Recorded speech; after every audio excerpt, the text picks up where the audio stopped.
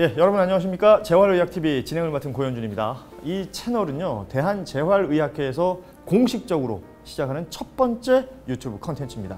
이 재활의학회 이 전문가들이 모였기 때문에 무엇보다도 정확한 정보, 또 공인된 정보만 소개를 해드릴 수 있을 것 같습니다. 이 재활의학TV를 저하고 함께 진행해 주실 교수님이 계십니다. 이분부터 소개를 먼저 해드리죠. 김영옥 교수님이십니다. 안녕하십니까? 안녕하십니까? 대한재활학회 홍보위원장을 맡고 있는 세브란스 병원 재활학과 김영욱 교수입니다. 아니, 학회에서 함께 진행할 정도의 이 홍보위원장님을 보내주신 거로 봐서는 그 학회에서 굉장한 어떤 모습들을 보여주지 않으셨을까? 그런 기대해 주셔도 좋으실 것 같습니다. 아, 그래요? 홍보위원장은 그냥 되는 게 아니죠? 네. 주로 어떤 이야기를 나누는 콘텐츠가 될까요? 가장 궁금해하시는 내용을 저희가 쉽게 해설을 해드리고 오해가 있으신 내용들을 바로 잡아드리는 그런 유튜브 TV가 됐으면 하는 바람입니다. 오늘 그 첫 회이기 때문에요. 재활의학에 대한 포괄적인 소개도 해드리고 뭐 병원 다니면서 일반적으로 궁금할 만한 내용들 제가 대신 질문을 해드릴 텐데 질문을 하면 또 답을 들어야 되지 않겠습니까? 답을 해주실 두 분 교수님을 모셨습니다. 안녕하십니까? 안녕하십니까? 네, 각자 자기 소개 좀 부탁드리겠습니다. 예, 저는 고대고로병원에서 근무하고 있는 강석이라고 합니다. 예, 안녕하십니까? 저는 분당 차병원 재활학과 민경훈입니다. 자, 이렇게 우리 김영욱 교수님과 함께 진행을 해주시면서 다양한 또 정보를 주실 테고 우리 강석 교수님, 민경훈 교수님 함께 이야기 나눠보도록 하겠습니다. 재활의학과 그냥 많이 보거든요. 간판에서도 보고. 네. 근데 정확하게 뭔지는 잘 모르겠단 말이죠. 뭐 심장, 근골격계 이런 뭐 수술이라든지 기타 질환의 급성기 치료가 끝나고 나면 반드시 기능 회복을 위해서 재활 치료가 필요하게 되는데요. 네. 그런 의학을 담당한 학문이 재활의학이라고 할 수 있겠습니다. 재활의학이라고 이제 포괄적인 의미는 있지만 그 안에도 여러 가지로 이렇게 나누어질 수가 있겠군요. 네네. 기관별로 세부 분과가 있고요. 어허. 또 하나는 이제 연령별로 소아재활, 노인재활, 그 다음에 특수하게 스포츠재활 같이 세부 분과가 분류되어 있습니다. 재활치료라는 이 표현하고요, 물리치료라는 표현하고 비슷한 것 같으면서 또 다른 것 같기도 하고 이렇단 말이죠. 그런데 이제 재활치료 안에는 물리치료도 있고 작업치료도 있고 언어치료도 있고 여러 가지 이제 질환별로 치료가 분류되어 있긴 하는데 그러면 그 선생님들이 그런 부분들을 얘기해 주시는 거죠. 그러니까 당신은 물리치료면 됩니다. 네. 혹은 뭐 당신은 물리치료 외에 또 어떠한 치료들이 더 필요한 것입니다. 이런 얘기를 또 해주시는 거 아니겠습니까? 근데 막연하게 이제 환자들 중에 그런 분들이 있어요. 병원 가서 선생님 아예 뵙지도 않고 물리치료만 받으러 다니시는 분들 있잖아요. 이런 것들은 어떻게? 주기적으로 이렇게 동일한 치료라고 해도 조금씩 달라져야 될 필요가 있거든요. 그래서 이렇게 진료 없이 뭐 물리치료만 받는 것보다는 진료를 이렇게 주기적으로 받으면서 자신의 몸 상태에 맞게 맞춰가는 게 좋습니다. 그 동네에 있는 병원들 중에 재활의학과라고 뭐 써놓은 것도 있고 아니면 정확하게 그 병원이 전문의가 계신지 아닌지는 모르겠으나 간판 보면 그런 데 많잖아요. 네. 그런데 가보면 뭐 도수치료 뭐 이런 것들 많이 하지 않습니까? 이것도 그럼 재활의학의 어떤 한 종류가 되는 겁니까? 예, 도수치료가 이제 말 그대로 손을 이용해서 하는 어떤 치료의 개념인데 그것도 넓게는 이제 어떤 물리적인 자극을 이용을 해서 사람의 통증이나 기능 제한을 치료를 하는 것이기 때문에 재활 치료에 포함이 되는 이제 치료의 한 내용입니다.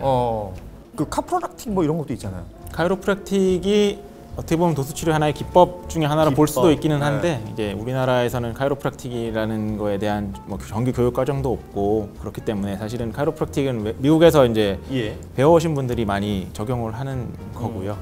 그러면 다음 질문 또 많은 게 그거예요. 마사지.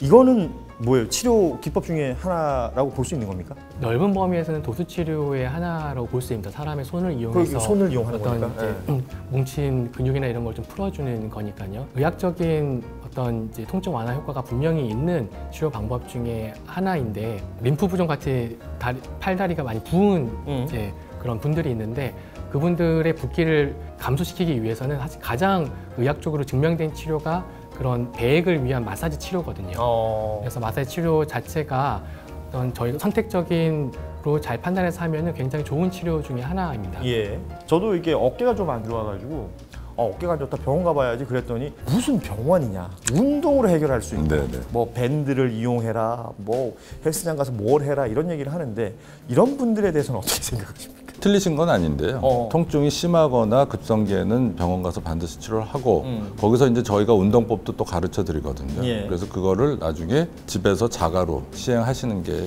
가장 올바른 방법이라고 할 수 있겠습니다. 이게 중요합니다. 그러니까 전문의가 판단을 내린 후에 어떤 운동에 대한 처방이 있을 것이고 그 운동을 또 하는 방법을 알려주신 후에 내가 운동은 또 해야 되는 거니까 이런 것들도 꼭 기억을 해 주시는 게 좋을 것 같습니다. 근데 이제 그런 말씀을 하시는 분들이 있어요. 그러니까 의사 선생님이 가르쳐 준 대로 운동을 하는데도 아프다. 그런데 이 아픔이 원래 좀 나아지려면 그 왜 명현작용이라고 해서 그런 거를 겪어야 된다 이렇게 얘기하시는 분들 있잖아요. 이거는 어때요? 제대로 된 설명이 맞습니까?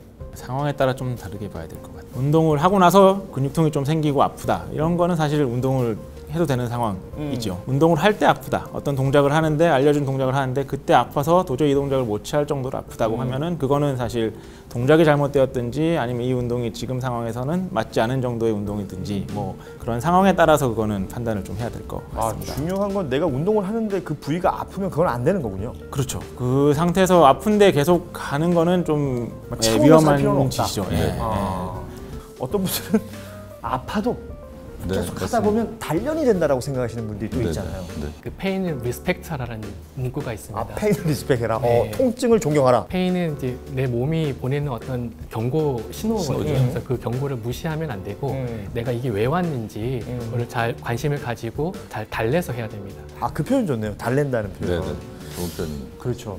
요거는 이제 오늘 그 첫 시간의 마지막 질문이 될 수 있을 것 같은데, 그러니까 가끔 환자들 보면 근육 용어를 좀 잘 아는 분들도 있잖아요. 뭐 거의 전문가 수준으로 막 얘기하시는 분들도 있고, 또 반대로 완전히 잘못 알고 계신 분들도 있을 수 있지 않습니까? 그 진료 현장에서 이게 좀 겪으셨던 분들 중에 좀 기억에 남는 분들, 이런 분들이 있으면 좀 얘기를 해주시면 좋을 것 같아요. 만약에 환자분들이 어디가 불편한데 근육 이름을 쓴다고 하면은 제가 이제 물어보죠. 혹시 병원에서 근무하시는지 예. 아니면 뭐 의학계 쪽에 있는지. 그러면 그러신 분들도 계시고 뭐 안 그러신 분도 있는데, 일단 환자분들이 그렇게 뭐 근육 이름을 이렇게 뭐 자연스럽게 얘기하시면은 조금 더 긴장하게 됩니다. 선생님들도 그렇죠. 환자분들이 이런 뭐 예컨대 근육 이름을 알고 네. 뭐 근육의 움직임의 어떤 뭐 자신 나름의 이제 메카닉 같은 걸 좀 안다라고 생각하시는 분들이 있잖아요. 네네. 이런 것들은 어떤 통증이나 통증 이후에 치료를 하는 데 있어서 도움이 되는 건가요? 저는 도움 된다고 생각을 합니다. 네, 그래요? 저도 같은 생각입니다. 운동을 해보신 분하고 안 해보신 분하고 본인의 몸에 대한 느낌을 아는 사람과 모르는 사람 차이가 있거든요. 그러니까 아까도 운동을 할 때 뭐 아프면 어떻게 해야 되냐 이렇게 질문하셨잖아요. 예. 그러니까 운동을 좀 해보신 분들은 내 몸이 이게 운동할 때 이상이 있다. 요거는 더 이상 하면 안 되겠다는 느낌을 아시면은 그게 좀 안전하게 운동을 가르쳐 줄 수도 있고 할 수도 있는데, 그런 게 없으신 분들이 이제 나중에 좀 크게 다치시거나 이런 게 좀 생기기 때문에. 이게 내가 동작을 해서 아픈 건지 그냥 가만히 있는데도 아픈 건지 이거 자체를 판단을 못 하시는 분들이 있군요. 네네. 오늘 재활의학TV 그 첫 시간 함께 했었는데 두 분 어떠셨습니까? 이 첫 시간.